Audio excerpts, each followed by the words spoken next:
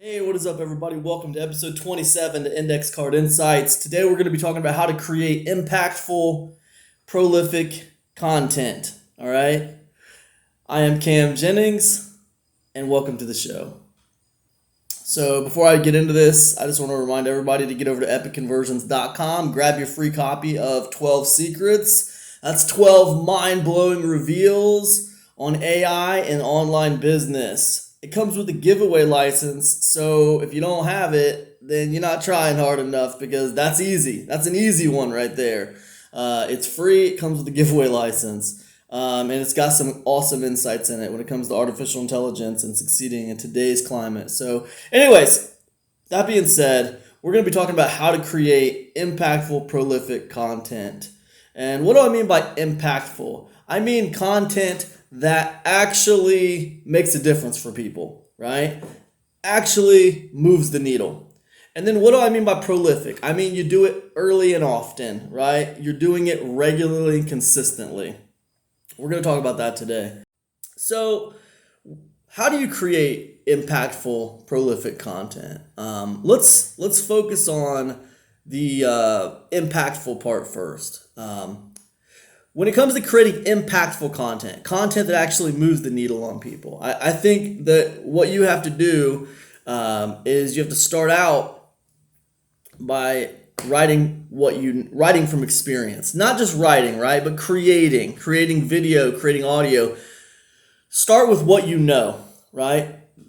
Don't talk about junk you don't know anything about. Don't go running over here to, Joe Schmo's webinar, learning a bunch of crap that you just figured out, and then run off and try to make a bunch of content about it like you're some kind of Johnny come lately expert. That's ridiculous. Write what you know, all right? Write what you know, record what you know, create what you know. Now, a lot of people mess this up because they start thinking, well, I don't know anything. How am I supposed to do that, man? I don't know anything. I'm still learning. Okay, cool. What was the last course you viewed? What was the last book you read? You know that, right? You have that experience of reading that book or watching that course. What did you think of it, right? What did you think of it? You have an opinion on it, right? What did you think of it? What are your opinions on that thing, right? This is, writing what you know. This is writing from experience. You can preface every opinion with, hey, I'm not an expert on this. I was just reading this book because of this. I was watching this course because of this. I'm not an expert, but my opinion on it as I went through it was, it doesn't seem realistic to me that could be true. I did some more research on it and I saw some things that would indicate otherwise. Or, this seems like a really viable option. I've seen a lot of people have success with this. I really enjoyed this course. It was just the right link. You have opinions on that experience, right?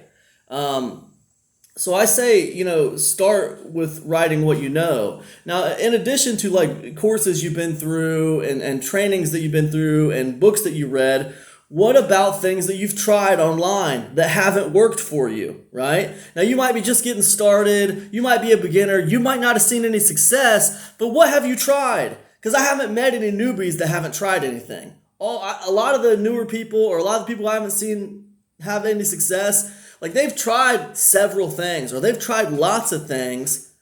So this is failure content now, right? Now, you know what not to do, right? You know what didn't work.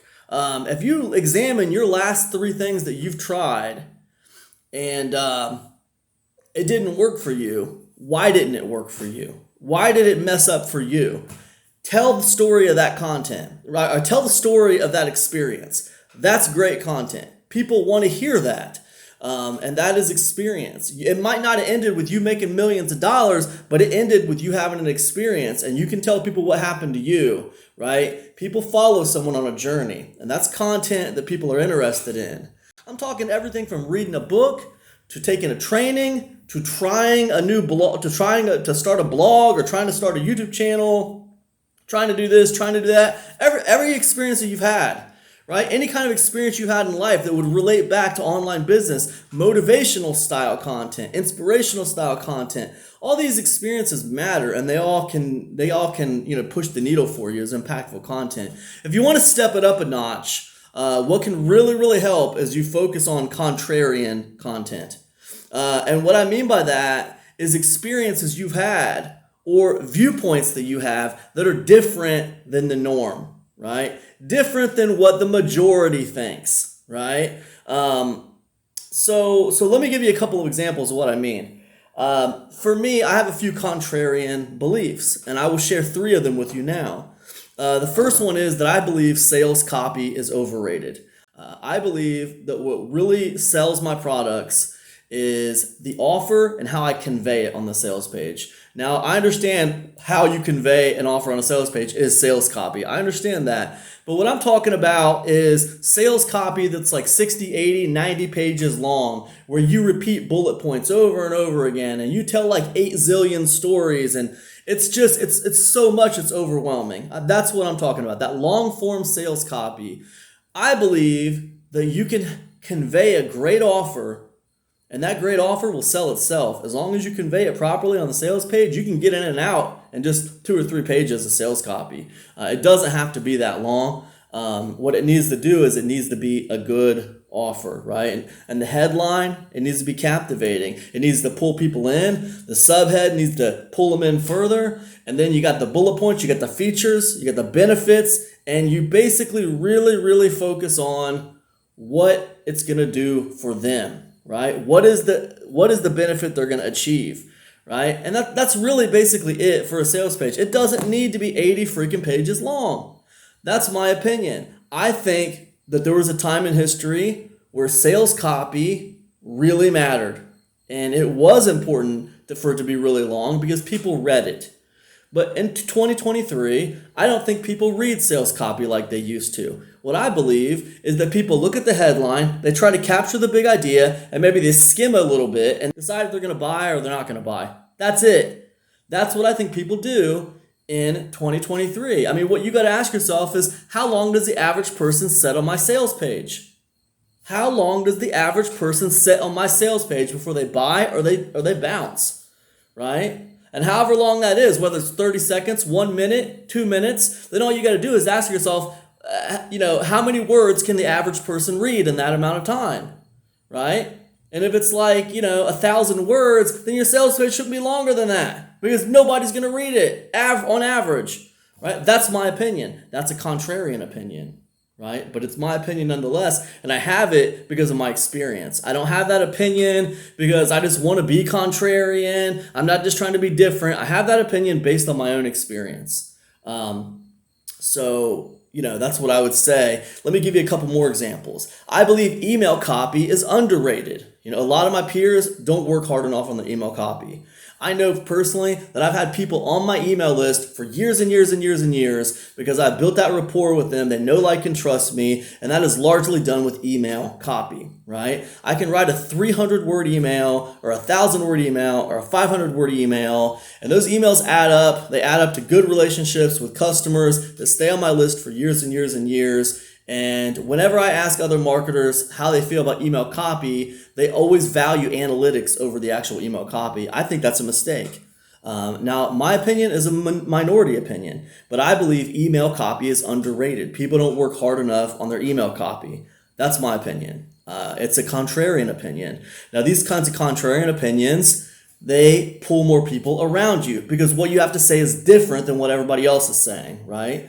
I got another one for you. Another contrarian opinion I have is that Rich Dad, Poor Dad is annoying. It's an annoying book, and it's fairly disrespectful. Now, is the book helpful? Yes, it's somewhat helpful when it comes to investing and when it comes to thinking about how you handle your money differently. However, I don't like it. It's annoying. I feel like Rich Dad, Poor Dad is very, very disrespectful to the biological father, right? In that book, the message for the biological father is basically like, that's my poor dad, right? And he's stupid, right? He doesn't know how to handle money. So I had to go to someone else's dad, and they taught me how to handle money the right way. I find that very distracting and very annoying. It sends a message. It's like it sends this message that people should be smarter than their parents, or they should be somehow like their parents somehow aren't good enough for them or something. Like, I just don't think it's a great way to tell that story. I seriously doubt it's even real. I haven't, looked into it. It's probably like not even a real story. If it is real, if I was Robert Kiyosaki's dad, I don't know how I'd feel about Rich Dad Poor Dad. I'd probably feel like, wow, this is what my son thinks of me. Holy cow, okay. His dad worked really hard his whole life to support his family, and I think that's honorable. And I don't think that should be disrespected in a book. The whole book is based on this premise of his dad being stupid, and he had to find another dad to teach him the true ways of the secrets of money. I thought it was very disrespectful. I don't like the book. But that's my opinion, and that's contrarian, because a lot of people love that book. So those are 3 examples of contrarian opinions. But if I wrote a piece of content, or if I created a piece of content and my thumbnail said, "Why Rich Dad Poor Dad Sucks," people are going to click on that video. They're going to click on it because they want to see what I have to say, because it sounds different than everything else they've heard. So the caveat to this whole idea of contrarian stuff that I'm telling you is, if you notice all 3 examples I gave you, they're examples from my own experiences. Like, I have reasons why I feel that way. It's either based off my own experiences or based off my own opinions, based on my own experiences. You notice I don't give any contrarian opinions that I don't really believe, right? I don't give any contrarian opinions just for the sake of being contrarian. That's stupid, and it's destroying the whole entire internet. That's what I believe. People just chasing the bag, giving stupid contrarian opinions, destroying the entire internet. It's nuts. Yeah, so that's what I believe. So anyways, if you want to amplify impactful content, look for contrarian views and opinions that you have. And then let me answer the second part, how to be prolific quickly. So with prolific content, it's doing it often, being consistent. The way you can do that, first and foremost, is put yourself on a schedule with content. Make sure that you're hitting your marks with your schedule. Respect the schedule like a job. Put yourself on a schedule. Put a system in place so that you stay on top of it. You can record content in time blocks. Whether you're writing it, whether you're recording it, whether you're creating whatever, you can do it in production blocks, right? And then you can do the content for the whole month if you want to. There's a lot of ways to go about. There's a lot of tricks and tactics to stay consistent. That's probably another podcast even. I could probably talk about that in another podcast. But the point is, when it comes to being prolific, it's all about consistency. Put yourself on a schedule, stay consistent. On the internet, it's a 24-hour news cycle. It's not enough just to do it one time, right? You can do something great one time, but it's more about chipping away at it. It's about over and over and over and over. Consistency wins the day. It really does. You can put out very, very consistent, decent content, and that's probably going to beat someone who puts out one really good piece of content and then doesn't put anything out for a long time, because the person who's putting out just decent content has top of mind awareness. People see that person all the time, every day. You ever have a coworker at your job, and they always show up on time? They're always early. They're consistent like a rock. Even though they might not have the most award-winning personality, they might not be the funniest person to deal with, but they're super consistent and they're super reliable, right? Then you have another coworker who's Mr. Charismatic, right? This dude is the star of the show when he shows up, but he's always coming in late.